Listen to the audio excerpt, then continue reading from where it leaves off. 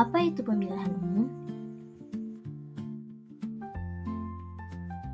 Berdasarkan website resmi KPU yang dikutip dari sumber Undang-Undang Nomor 7 Tahun 2017 tentang Pemilihan Umum, pemilihan umum yang selanjutnya disebut sebagai pemilu adalah sarana pelaksanaan kedaulatan rakyat untuk memilih anggota DPR, anggota DPD, presiden dan wakil presiden, dan untuk memilih anggota DPRD yang dilaksanakan secara langsung, umum, bebas, rahasia, jujur, dan adil.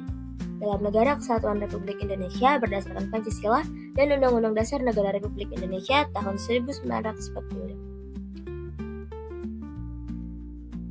Cara rakyat memilih wakil dan pemimpin secara demokratis sesuai dengan Pancasila dan Undang-Undang 1945.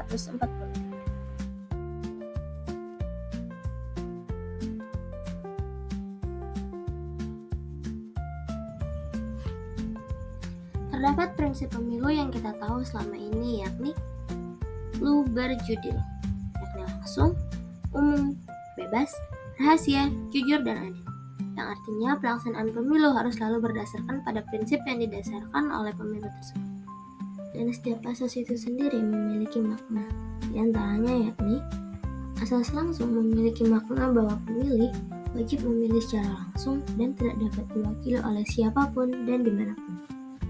Yang kedua, asas umum yang memiliki makna bahwa setiap warga negara punya hak yang sama untuk melakukan pemilihan, punya hak yang sama untuk dapat melakukan pencoblosan apabila sudah memenuhi syarat yang berlaku.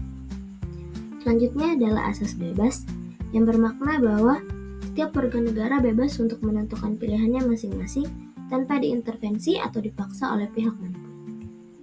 Yang keempat adalah asas rahasia, bermakna bahwa setiap orang berhak untuk menjaga kerahasiaan terkait siapa dan kenapa ia memilih satu pasangan calon tersebut.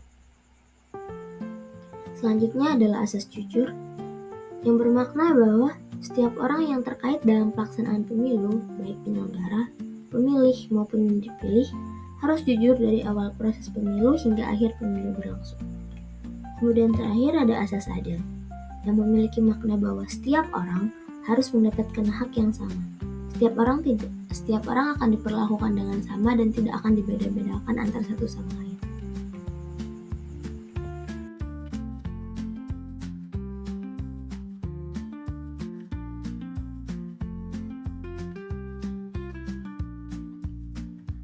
Kemudian jenis-jenis pemilu.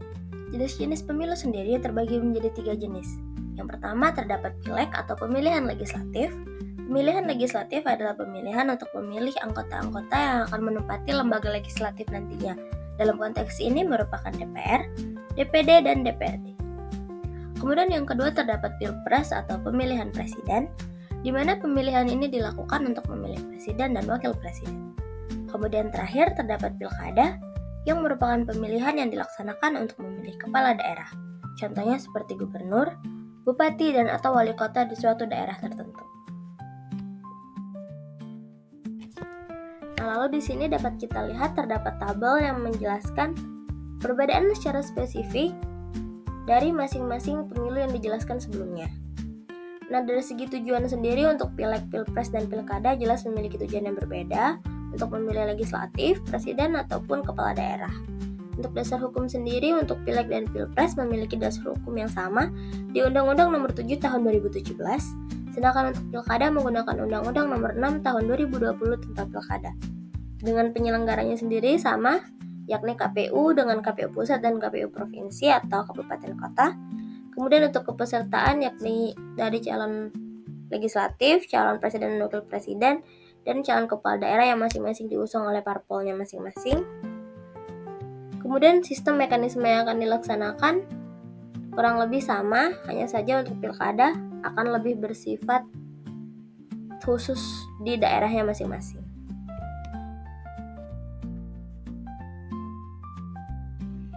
Dan selanjutnya merupakan tahapan pemilu. Dalam penjelasan kali ini akan dijelaskan tahapan-tahapan pemilu berdasarkan pemilu serentak yang telah dilakukan pada tahun 2024 kemarin. Yang pertama akan dimulai dengan perencanaan program dan anggaran serta penyusunan peraturan pelaksanaan pemilu.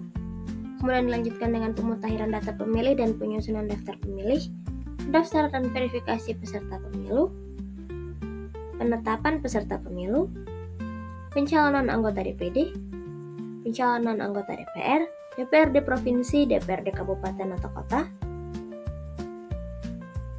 kemudian pencalonan presiden dan wakil presiden, masa kampanye pemilu, masa tenang, pemungutan suara, hingga kemudian penghitungan suara. Dan terakhir akan dilakukan rekapitulasi hasil penghitungan suara.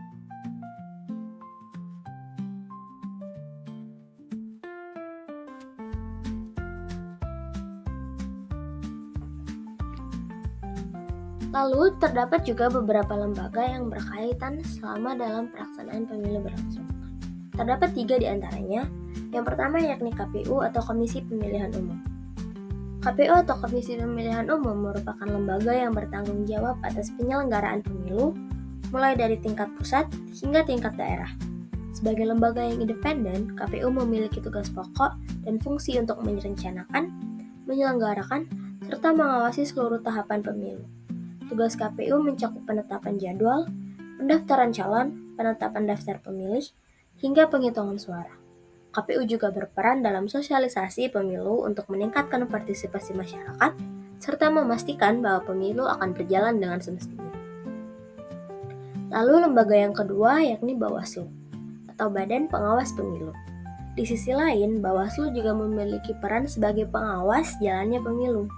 Bawaslu bertugas untuk mencegah dan menindak berbagai bentuk pelanggaran pemilu, baik yang dilakukan oleh peserta pemilu maupun penyelenggara pemilu itu sendiri.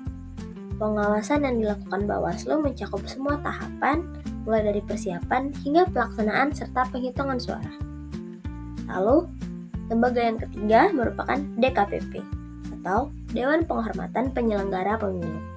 Di sisi lain, DKPP juga bertugas sebagai lembaga yang menangani pelanggaran kode etik selama pelaksanaan pemilu. DKPP berperan penting dalam menjaga integritas dan kredibilitas penyelenggara pemilu dengan memastikan bahwa semua petugas pemilu melaksanakan tugasnya sesuai dengan kode etik yang berlaku.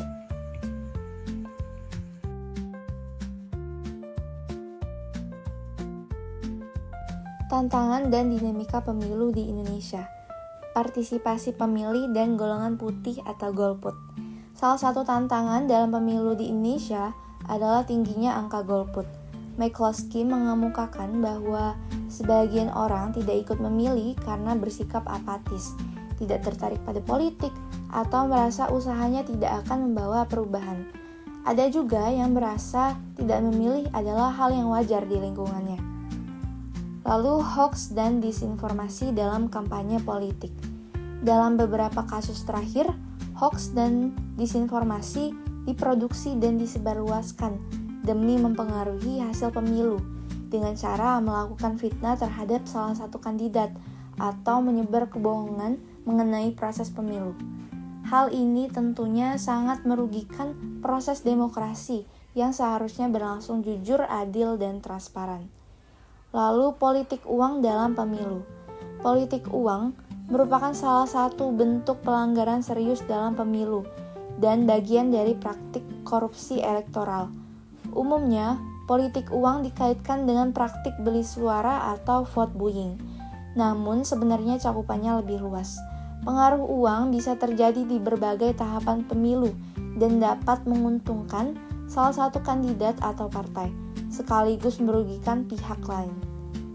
Fenomena ini juga dikenal dengan istilah serangan fajar yang masih marak terjadi di pemilu 2024. Keterkaitan pemilu dengan psikologi. Media sosial. Dari perspektif psikologis, media sosial dapat menciptakan tekanan yang signifikan pada pemilih. Berpartisipasi dalam diskusi politik online atau menyaksikan konten yang emosional dapat memicu reaksi emosional dan mengintensifkan ketegangan sosial. Lalu keyakinan politik. Berdasarkan perspektif psikologis, keyakinan politik merupakan hasil dari proses psikologis yang dialami individu sepanjang rentang kehidupannya. Selain itu, perspektif masyarakat, yaitu penilaian dan preferensi individu, memiliki pengaruh besar terhadap kandidat politik yang akan mereka pilih. Lalu ras dan etnis. Penelitian menemukan bahwa individu dari kelompok ras dan etnis minoritas kerap kali mendukung kandidat yang suportif akan kekhawatiran mereka sebagai minoritas. Selain itu, terdapat pula rasa kolektif yang dapat muncul di dalamnya. Artinya, individu dengan ras dan etnis yang sama dapat memilih secara kolektif berdasarkan pengalaman, nilai, dan tujuan politik yang sama. Lalu ada halo effect. Thorndike menjelaskan halo effect sebagai bias kognitif yang terjadi ketika kesan awal yang positif atau negatif terhadap seseorang turut mempengaruhi persepsi secara keseluruhan. Dalam konteks ini adalah pandangan pemilih pemula terhadap paslon tertentu. Halo effect dapat berasal dari konten-konten provokatif di media sosial yang rentan dikonsumsi oleh pemilih muda tanpa disaring terlebih dahulu. Halo effect ini dapat membuat pemilih pemula menutup mata dan memilih paslon hanya karena faktor suka dan tidak suka.